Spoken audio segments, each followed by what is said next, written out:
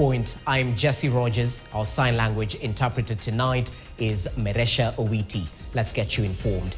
Now, doctors in the country have postponed the strike that was supposed to start on Sunday night, March 10th. This is after key government health stakeholders invited them for a meeting to deliberate on the strike notice issued last week. On Monday last week, doctors, through their union KMPDU, issued a 7-day nationwide strike notice that the government has till Sunday, March 10th to act upon their grievances. If not, all doctors in the country will down their tools.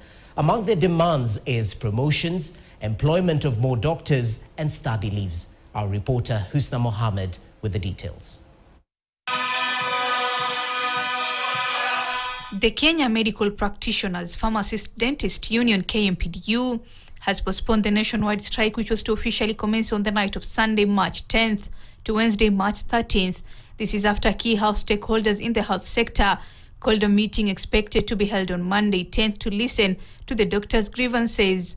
Last week, the doctors gave a 1-week strike notice that if their conditions are not met by the end of the week, then they will down their tools. Healthcare workers, they have been on contract, and the contracts keep on changing, the salaries keep on dropping.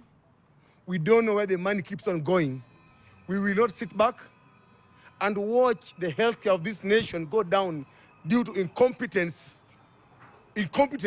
of a few people. But as a union, as KMPDU, we are going to give a strike notice starting today, a 7-day strike notice that will culminate in shutdown from Sunday midnight.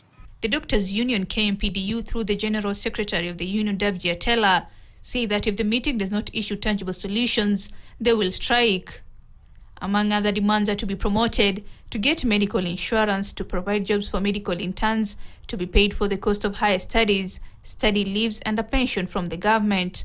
The union has given the government an ultimatum that if over 1,000 medical interns will not be hired, they will down their tools, criticizing the Ministry of Health for refusing to absorb the medics and denying Kenyans quality medical services.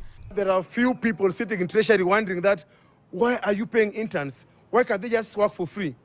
Let them know that all interns, all cadres of interns are the backbone upon which the healthcare of this nation run.